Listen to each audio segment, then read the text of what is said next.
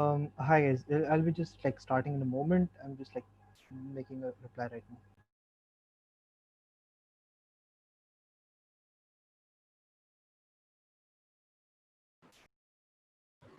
So till then, there's a question for you in the chat box if you please.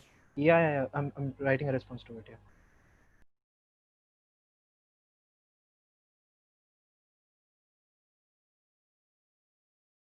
Or rather, I'll explain. Wait. So the question that Anushri has asked says that why talking about financial issues and its impact on mental health on both parent as a child is a weak argument for not sending them child to a private school. Look, in the debate wherein you're talking about a parent-child relationship, your primary argument is to what a parent expects of a child. The point becomes is that sure you can say that this becomes a like it's a true argument, but in a sense wherein you are as an actor of a parent, any government house will clearly define to it that it's a regular activity for parents to sacrifice their financial status to fulfill the desires and the needs of the children. The reason that sending them to a private school is not a unique or is not an exclusively applies to the idea of school in and itself is the reason that it's a weak argument, because you can also have financial stress by lending a greater house, by lending a bigger car, and things along the similar lines. Financial stress, like like the mental stress due to financial situations, is not something which is uniquely coming through the private school itself. This is a reason why the inexclusivity of this argument will make it a wash. However, when you say that the moral obligation on a part of parent to create or to raise a child who is not elitist in nature is something which will uniquely be determined by what school does he go to. Now, do you get the distinction between like the exclusivity of the impact that I was talking about earlier?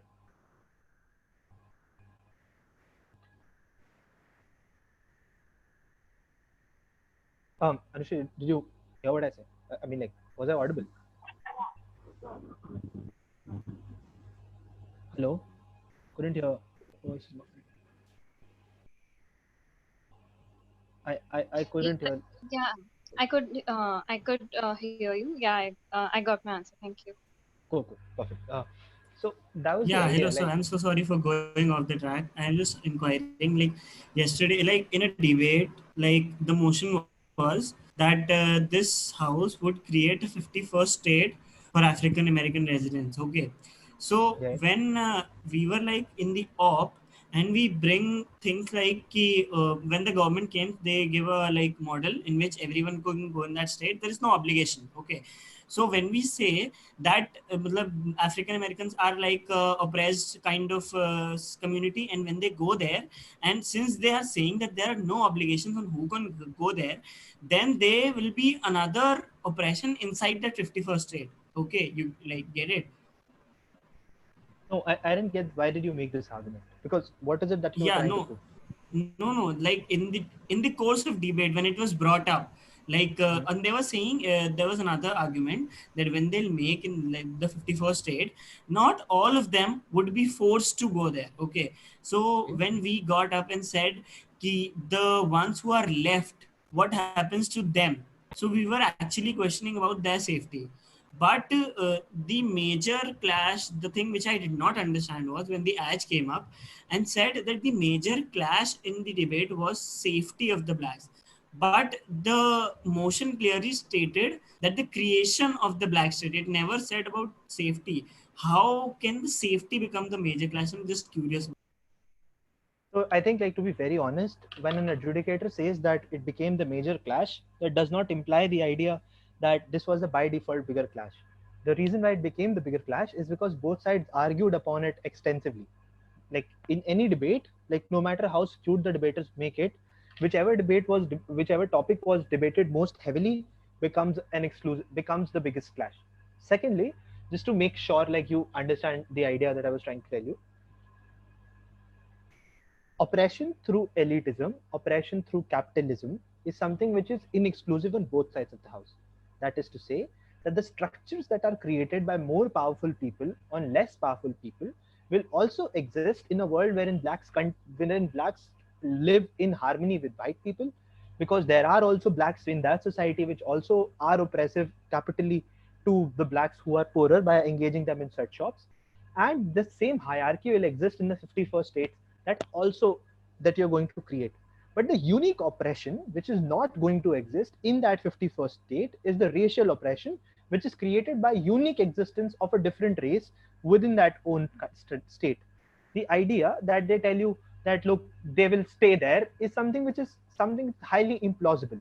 When these kinds of claims are made, say that it's unlikely for this to happen because blacks have been structurally disenfranchised and structurally discriminated for like 500 and 700 years, or probably the entire time they have been known, because of the idea that they are always seen as inferiors, and the only chance at life for them to claim their right in within the financial circle and to claim the kind of like financial status and socially acceptable status which can be provided to them within that 51st state is the only opportunity for them to break free from the chains of oppression, is an implausible claim from government to say that they will still stay there.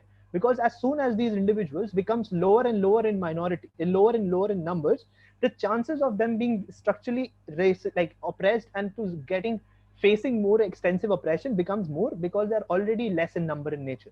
So it's highly implausible for us to believe that individuals who are getting more and more prosecuted will continuously continue to be there. But always have this debate on majority. Sure, like if 20 people continue to remain in the same like in the same United States, it's not something that we can always take care of. We always think that there are individuals who disagree, but if there are 99% people who have already moved out to the 51st state, the debate lies there. Does that answer your question? Yeah, now I get it. The other thing which I wanted to ask was that does this make, like, does this have any relevance in this debate that the land of America actually belonged to the blacks, like somewhat like it was substantiated by giving the example of red Indians. Does it Hmm. like has any? You got cut off, Ashish. Yeah, now can you hear me? Yes, yes, please. Yeah, like I was asking कि इसका क्या relevance है that the America, the land of America, you actually from the starting, from the beginning, used to belong Yeah. to like African American people by giving the example like that was substantiated by red Indians. How is that relevant? Cool. So the idea here becomes the same thing. Once you realize, look, there are two principal arguments that you can run. Firstly, how there exists a moral claim that just because this land was originally that they were disenfranchised by the idea that they were taken away, like it depends on how you analyze that argument, right? The moral claim exists because they did not give up this land on their own consent to white individuals or to Europeans to settle in them, which means that they were unjustifiably killed and like held hostage within their own lands, which becomes a kind of criminal activity in itself. And when the creation of an entire country is based upon the premise of a criminal activity, we don't think that there is a higher claim of the perpetrator compared to the victim. Which means that if somebody as a robber enters your house and starts living within that house, does not mean or does not refute your original claim to that house merely because of the fact that you owned it in the first place and you did not consent to giving it off to that robber. Did you get this principal argument? Yeah, but then it will actually go against the Gulf side. No, but that means if the America, if the land of America is actually the land of the blacks, why are they being forced into go in a corner? That's what I was asking. So you can always run the reparations argument. No, they don't run this argumentation that we Okay, I need was just certain. asking like it's a good rebuttal, right? Like we can say, Yeah, yeah, you can always. Like, it's not a problem. But like, just remember to analyze. That's the point. yeah, because it gets like on a moral high ground. Like they shouldn't be forced in a corner because it's actually their claim to the land. Hmm. So if we substantiate it, it's a good point. Yeah. Yeah. So Yeah. let's Okay. rush Thank you through. so much. Okay, it's cool, man. Let's rush through this part. Like, it's not really important, but I just need you guys to like hang on for a moment. Cool. Secondly, like the example for the graph. Cool. Note this is a bit different debate from what the other debate was. Note that there is a difference between the characteristics of the parent. This house, as an immigrant parent in red state, red is the Republican owned state in America, will homeschool their children. If the opposition's major argument is to say that, look, homeschooling is bad, creates value based echo chambers, things such as if the parent is a homophobic or if the parent is somebody who's like, how do I say, like, how do I say, an alcoholic or is a parent who has certain characteristic problems, those child will grow into an echo chamber of realizing and internalizing those problematic values. We think that it deters their psychological and social growth, We think that parents are not the best actors for their children to decide this, because children are already born without their consent into the world, and the only good chance that they have to consent of having a better life is to going and learning in an in an unbiased environment. So the principal claim on child's life is the child's own, because he is the one person, or he, she, it, like they are the one person who is being structurally disenfranchised by this activity. So here's this idea that only child can decide where should they go. This is problematic. Identify me the problem. Why is it so wrong in this debate? Why can opt not win on this debate?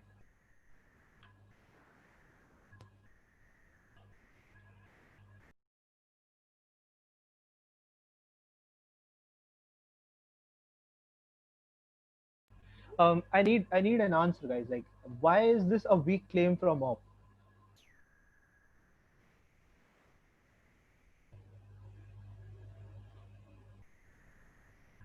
Someone, I do exclusivity. I just explained. No, no, no, not because of this. Dude, look at the motion once again. Why do you think it's a bad world for an immigrant child in a state which is full of individuals who are replicas of Trump? Note the amount of, like, harassment, note the amount of discrimination that you're going to face if you send them into a public school, specifically because an immigrant parent cannot afford a private school. Private schools can offer you like a closed environment. You will obviously send them into a public school, which will force them to the idea of facing harassment on every other basis. And if a child who grows into the world of consistent and complex harassment, of extreme racism, of being called an outsider, the amount of psychological trauma that this child can internalize is far greater damage than just internalizing homophobia. We think that homophobia can be unlearned, but childhood trauma takes huge amount of time to be unlearned. Do you get this idea why I'm saying that this is a weak argument from op? Because op is not caring what an immigrant parent in a red state looks like. They're just arguing that homeschooling is bad. This debate will not be won if you merely claim that homeschooling is bad. You need to tell me that why is it necessary for an immigrant parent in a red state to homeschool their kid, like to homeschool their kid. Does this become clear? I mean, and the fact that the house is set as immigrant parent, that plays a major role, right? Correct. Which means that's a Yeah, deciding okay. factor what it is.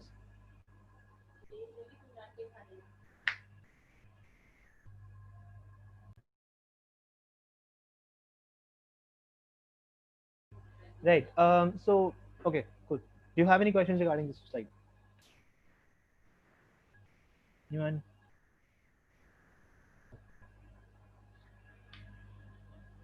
Okay. So now, since we know what an argument is, what an ideal argument within a debate looks like, the idea of inexclusivity, idea of having an impact, and that impact being beneficial in and of itself, let's move to what do we see as a good argument in itself. We think that the idea of good argument must always prove a point. By merely saying that there is a moral claim to it does not really say that it's good or it's something that should be preferred. You need to say that the impacts of those moral claims is something which is realized on a social psychological level, that how individuals react, how individuals behave, and what kind of values do they possess. So remember to always prove a point which has a significant impact upon or the behavior change or anything that you think is going to change by your argument. Second, the idea of logical gaps is something that you need to realize easily. You don't have to tell me that there is a very staunch logical framework of arguing everything. That's an uneasy burden that you put upon these individuals. The basic burden that you put upon these individuals is to tell them that there should, like, on the face of it, it shouldn't look unreasonable in the first place. This is something which will get handy if you are an adjudicator, when realizing what claim or what argument from what side is something that you shouldn't be valuing enough. Because note that not all arguments will have the extensive like logical link to them. A lot of arguments will not have, and that's fine. But is there a logical leap in it? I'll explain how does this huge jump in logical leap will become imminent in the next example. But before that, there are some doubts regarding, is there a doubts regarding the truth of this argument? Think that is this argument based on your general understanding of how the world looks like true? If you don't know, is it true? Like, if you don't understand what's the relation between uh, how to say Hezbollah and China, and government claims ki look, Hezbollah and China is doing something XYZ, and you don't understand the truth for it, how do you react on those bases? And what is it that you look out for that is something that you will be convinced that this is true? Correct? Secondly, this is how does one determine a good argument is something that you'll understand by it. Now, let's look at the motion that we have at hand. This House is USA would aggressively push for a regime change in Iran. I'm sorry for reusing this motion again and again, but I mean, like, I'm running out of motion at this spec. Very tired at making motions or reading one. Cool. So here's the debate. Few things that you look. This is where I'm asking you to think as to how a debater must always think whenever you see a motion in itself.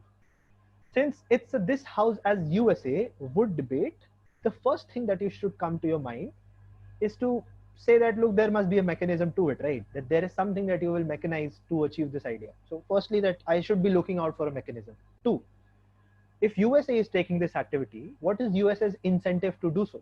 Is the incentive structure domestic or foreign? Thirdly, can USA do this? I mean, like, is there a truth behind this statement? Is this logically possible? Is this a feasible argument for me to buy? What is the probability of success of this move? What is the probable outcome of this? Is the fourth point. What is the benefit that US is truly going to derive out of this idea?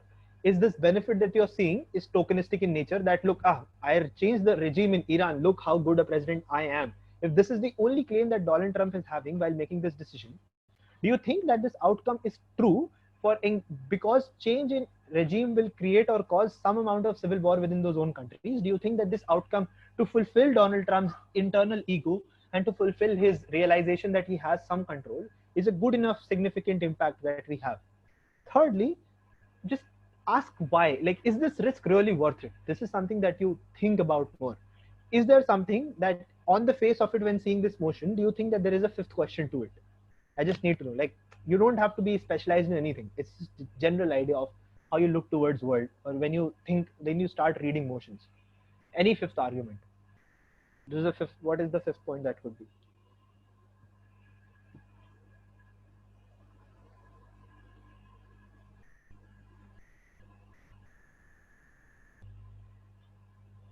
Anything, guys? कुछ बता दो यार. Like, this becomes very monologish, very kind of, for me to speak continuously for such a long time. Someone, please.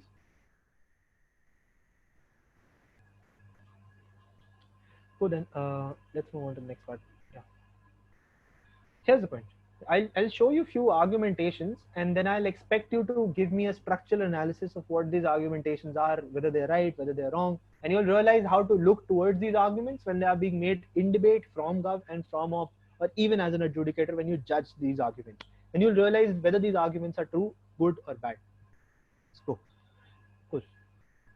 Look, Gov's argumentation is majorly going to be that look, Libya, like USA, like firstly, like fulfilling a burden of mechanism.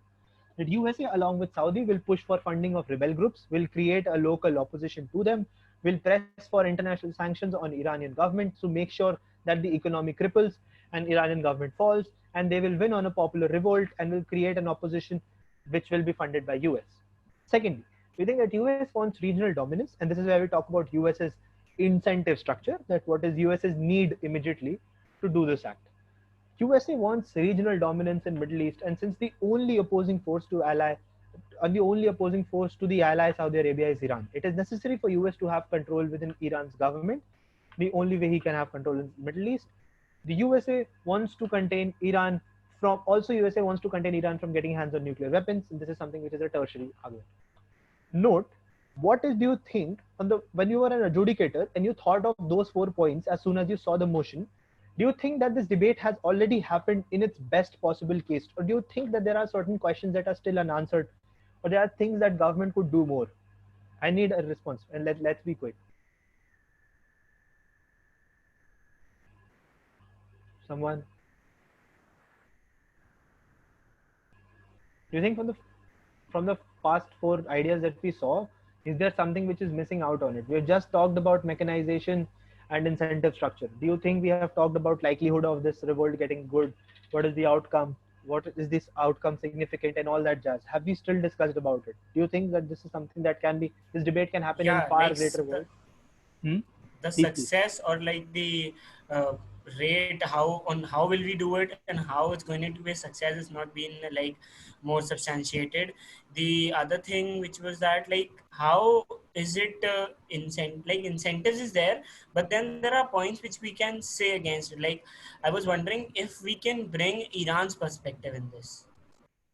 No. You can't. I mean, like, why does USA give two shits about Iran's perspective? Even if you bring about Iran's perspective, since this is a this house, as USA would like aggressively push for regime change in Iran, your stakeholder as in Iran will become a fringe argument and can be taken off by opposition because it's not like Okay, a THBT debate. I need a perspective from US itself. and the like analyzing of the risk that and comes with it, that's also not been done. Like what what are the byproducts that will come if we do it, and is it worth it? We did not discuss that from the gossip. True.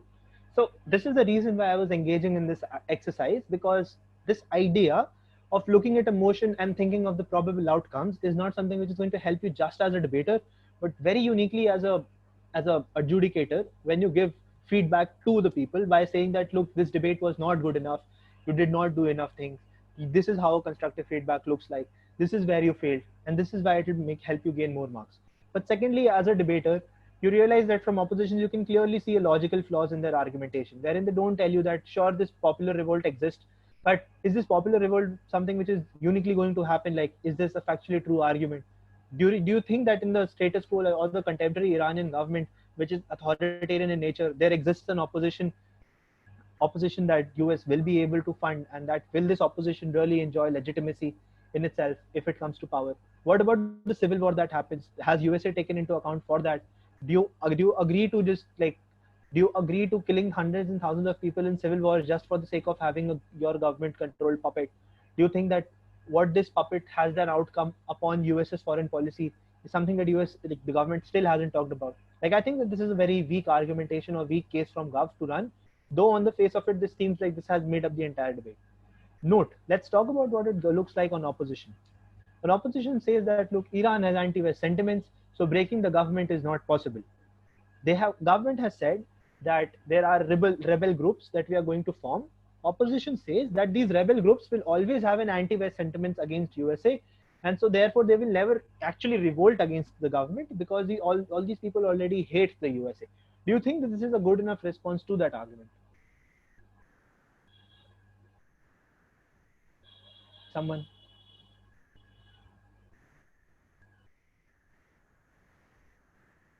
I mean, if they substantiate it by giving examples, I guess it can make a good argument. No. Just tell me on the face of it. This is No, how on I'd the best. face of it, it's just an assertion. No reason, no examples, nothing. It's not backed by anything. Cool. Perfect. So the point here becomes, okay, I'll explain what the fuck is happening. Just a second.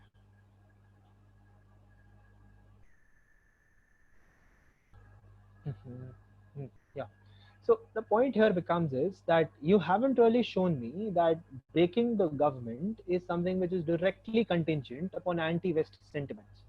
Note that this is an incompetent rebuttal to the elaborate mechanism that government gave you. The government also told you that there is going to be pressing of sanctions, which is going to economically weaker the Iranian government.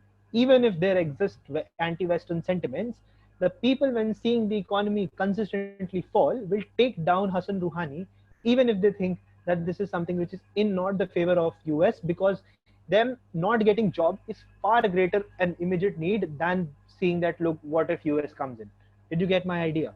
This is not something which is a direct response or a response which directly claims or directly contains what the government in the first place claimed, because the outcome of their argument is still not something which is linked to their causation, which means that you don't think that anti-West sentiments is good enough to overtake everything that they have said.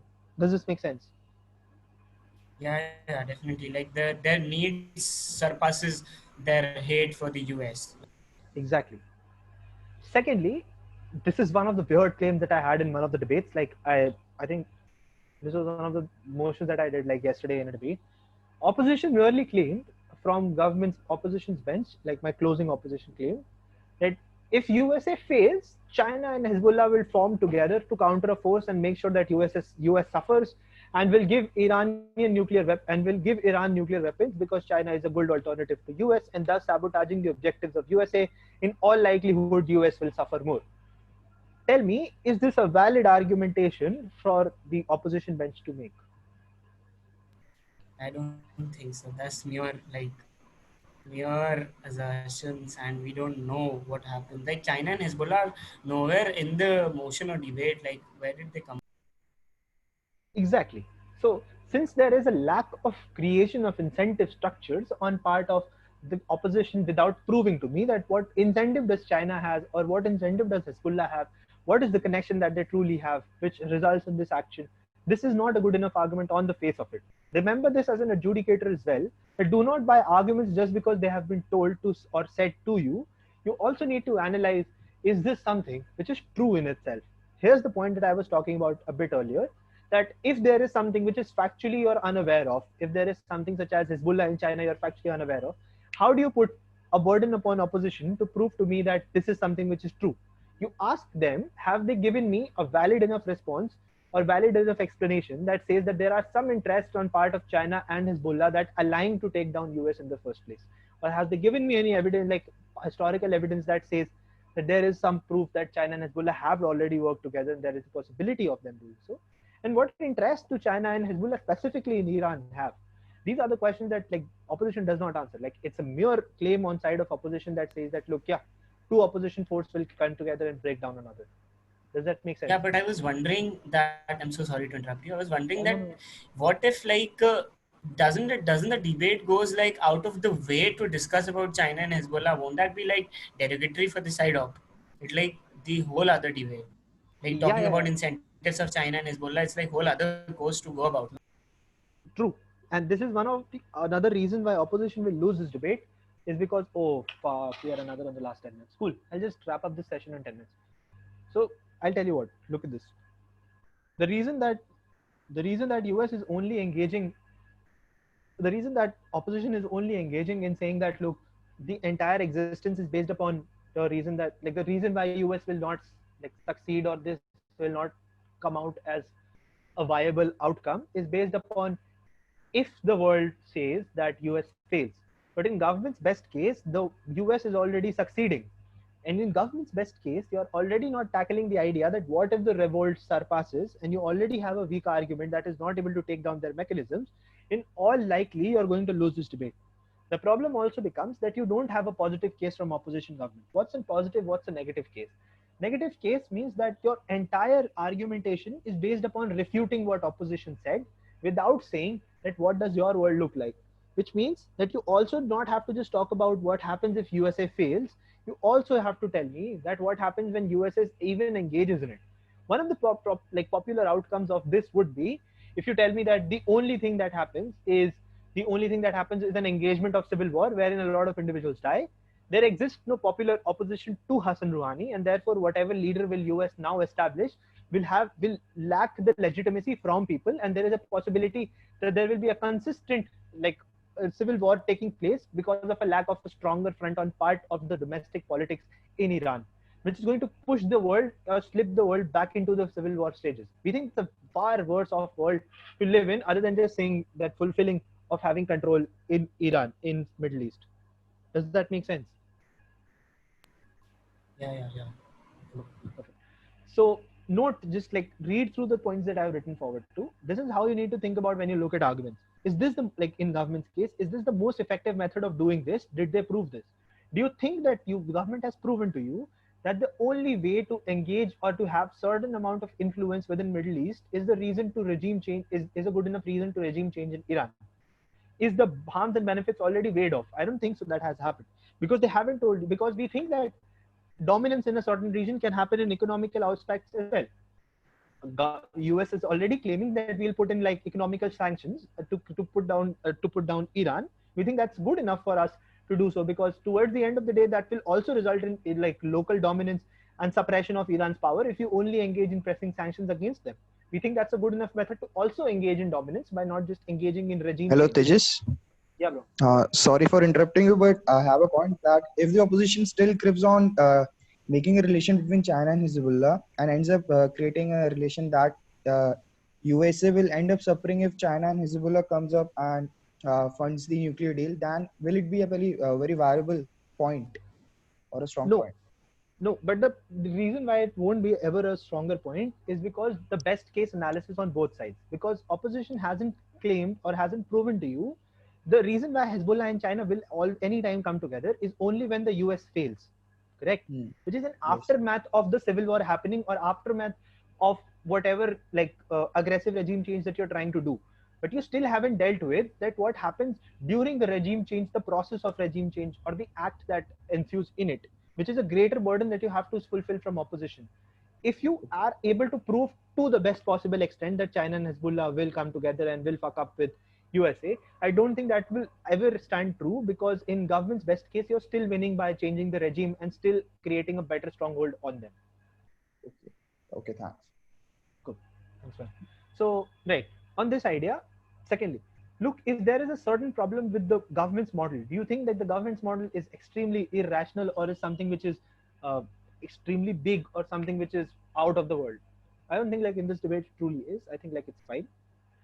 Secondly, usually in debates of intervention, wherein one country is intervening into another country, there has to be a tipping point, which means that it has to be an argument of no alternative, which means that the government has to say that there is no alternative to curbing or controlling Iran other than doing so. Only this is the reason that you establish the urgency to engage in this argument. Has the government done so? Has government said that look, this is the urgent situation to do so? If government hasn't told me that there is an urgent enough situation, we think from op we can always claim that regional dominance is something that can also happen to other places as well. You haven't proven to me any urgent situation, so I don't think that this is something, this is the only way to do it. I think that government's major claims are inexclusive in nature. US all interest can be achieved through other means as well. We don't have to engage in a civil war by regime change is itself. Does this make a good refutable case from the opposition side? Like, does that make sense?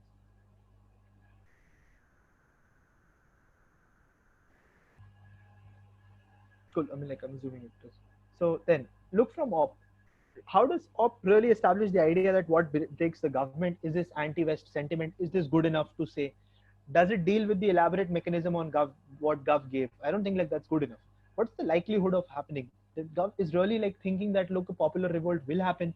The reason how you can corroborate the idea of popular revolt failing by anti-West sentiment is to say, or to give the example of how the murder of Soleimani is something which has created far greater hate for US. Other than that, the point here becomes from opposition you can claim to overthrow the government, you have to bypass the military or the border protection or the protection that the king has, which means that the control that Hassan Rouhani has upon the military has to be surpassed.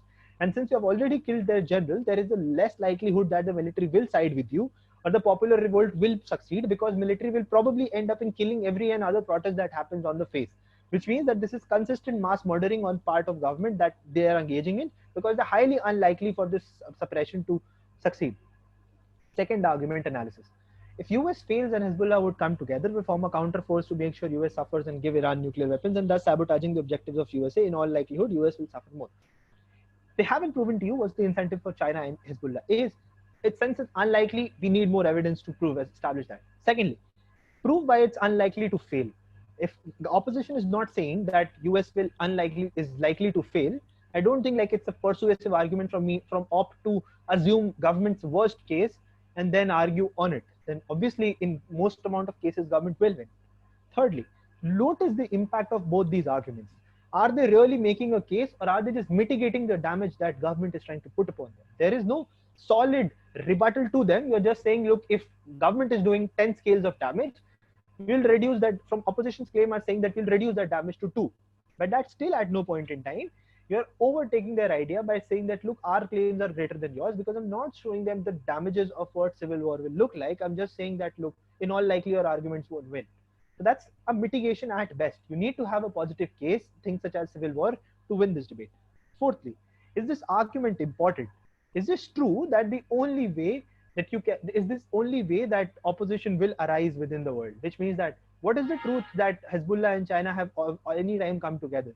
Or do you really think that the priorities of Hezbollah and China is ever going to align with them? Or do you really think that the reason why Hezbollah and China are interested in Iran is just to oppose US? Maybe it's something else as well. maybe you, Hezbollah, and China also want to take over Iran, and what if China wants to establish a proxy government? These are the kinds of bizarre claims that can still come about if there is a lack of analysis on parts of opposition without claiming to be what's the connection between Hezbollah and China being interested in USA. This weakens their entire case. And specifically, being an adjudicator, you should like look as a debater. Your first idea is to adjudicate the debate. Know that this is what is going to happen. Know that this is the lack where the government is failing, and only then will you make a positive case from the opposition side. I'll just rush through this. Yeah, few pointers or tracking. I'll send this out to you guys on the chat. Like I'll send it out on Debsoc group. You'll always have this sheet. Like you can look out to basic engagement and all that jazz will happen. So to conclude this workshop, I think I have like given some like insight as to how you argue and arrange things. If there is something which is still lacking, do let me know. If there is some look, if there is any debate that you have done and you think that there is something that I still miss out on it, do come to me and discuss with me. I always have like up to discussing cases. And secondly, post this session, if you all want to still engage in any kind of discussion regarding these same things and talking about how to like engage, how to do rebuttals, how to do POI, and the mechanics of debating, I am up to creating one. Uh, just like just let me know on the Summer GI group, right? I'll just ask like if people are interested, and I'll make a Zoom call. Thank you so much, guys, for turning up. It was really fun discussing this thing with you. Thank you.